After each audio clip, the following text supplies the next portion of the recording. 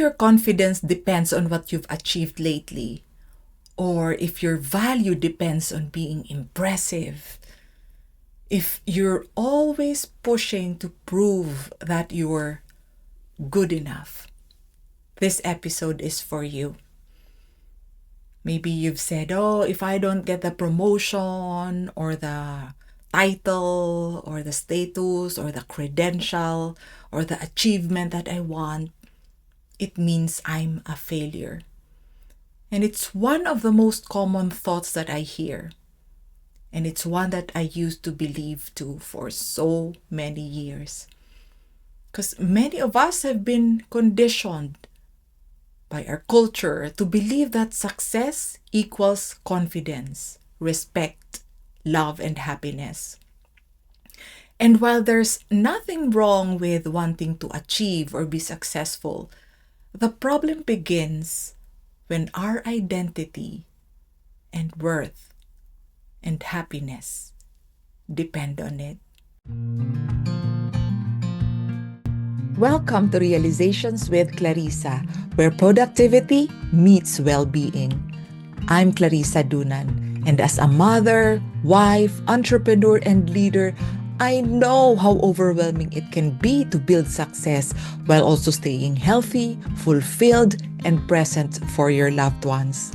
That's why I created this podcast, to share my realizations and one core truth: that well-being is the foundation of success, happiness, strong relationships, and impact. Here we'll talk about mindset, habits, and simple shifts that bring more energy, calmness, and joy into your life and work. Enjoy the show. You might be successful on the outside, but inside you feel pressure, emptiness, and even fear. Can you relate to that? You get the goal, you feel a high, you feel proud and happy for a day or two, and then it's gone. And then you feel unworthy again.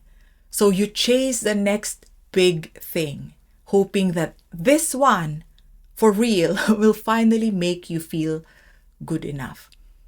It's never ending and it's exhausting. I've been there myself. And then you compare yourself constantly with other people. You feel anxious about staying on top, being the best, being number one, and maybe even find it hard to celebrate other people's wins because it makes you feel like you're losing when other people are winning. So the promise of success, giving lasting happiness and fulfillment, actually, it delivers the exact opposite of that. In this case, it's emptiness, it's anxiety, it's disconnection.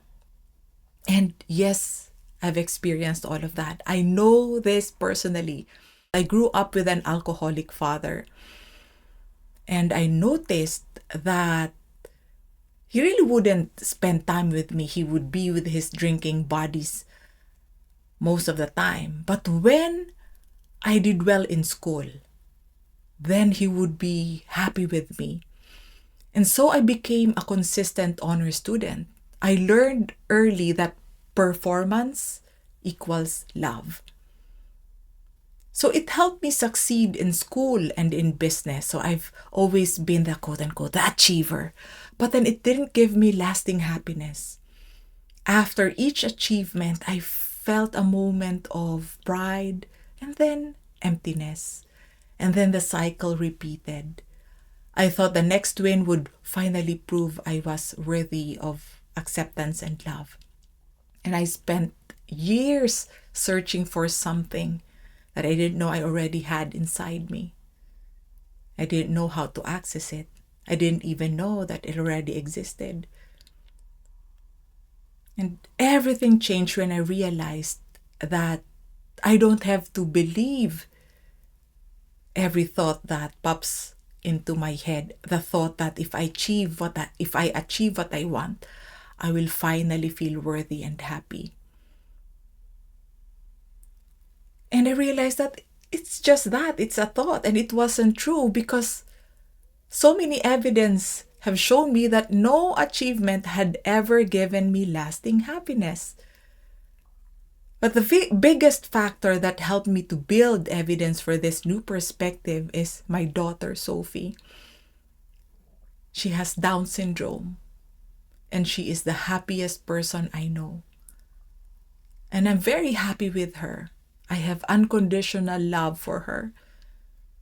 And loving her helped me to learn how to love myself unconditionally. And that shifted everything.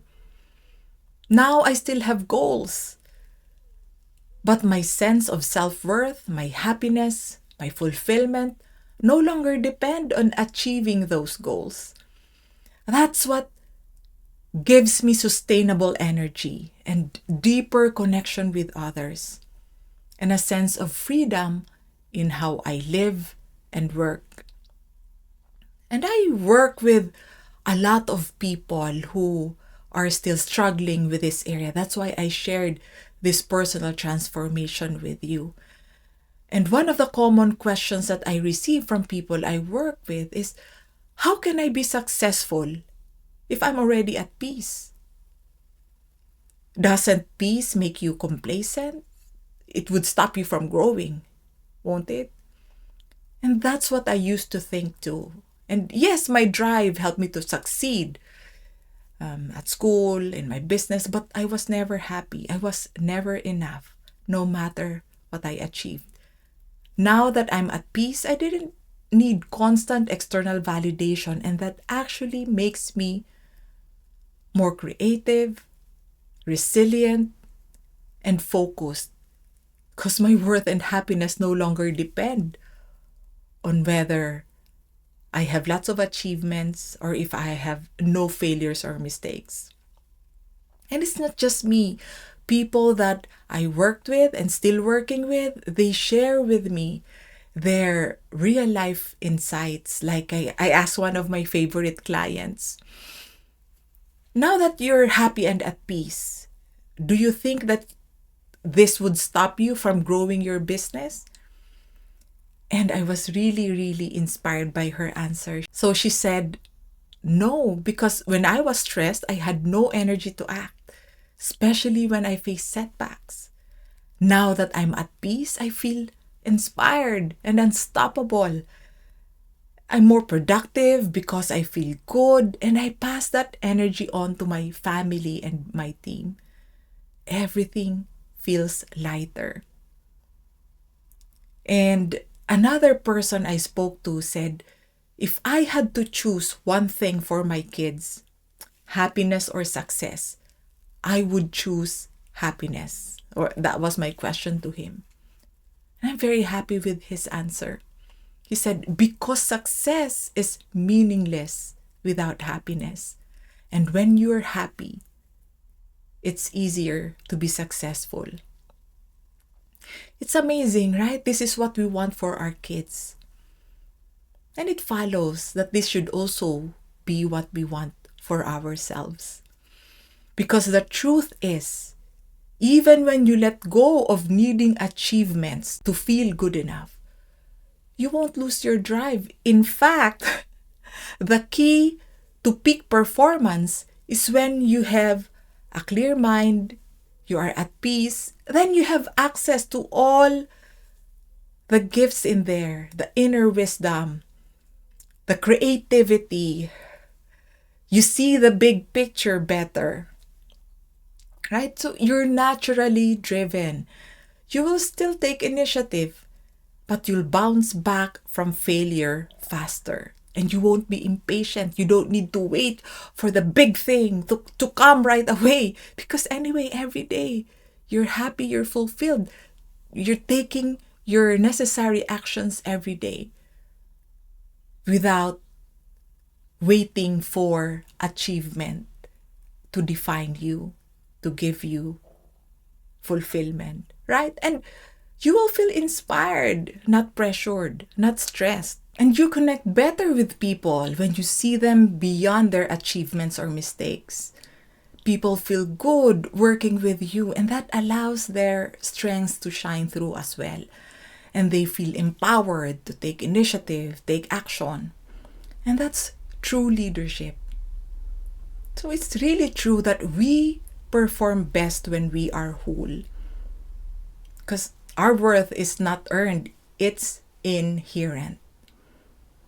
And it was there when we were born, and it doesn't change with achievement or failure. So imagine what's possible for you as well. Imagine when you're creating meaningful results and feeling at peace even before reaching your goals. And that's possible. People I work with are so pleasantly surprised to see this truth. Imagine loving yourself on your worst days, not because of what you've done, but because of who you are. And imagine passing that peace on to others, to your family, people you work with, people you lead. Imagine that people are inspired by the way you love, you lead, and show up every day. I hope you got new insights from this episode, and to start converting those insights into new mental habits. I have some quick action steps for you this week. So on your journal, reflect, number 1, what achievements have you had in the past? And did they bring lasting fulfillment or a temporary high? And number 2, identify the conditions that you've set for your happiness and peace. What are those? And number 3, reimagine your life. How would things shift if you removed those conditions? How would that change your energy, your performance, your relationships, your well-being?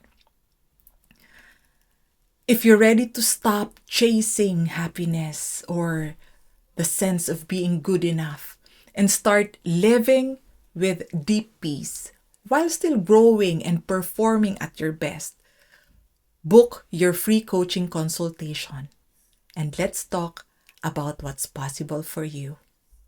Perhaps I'll see you then. If you enjoyed the episode, share it with someone who might need it. And subscribe or leave a review. It will really help spread the message. Until next time, remember, your well-being comes first.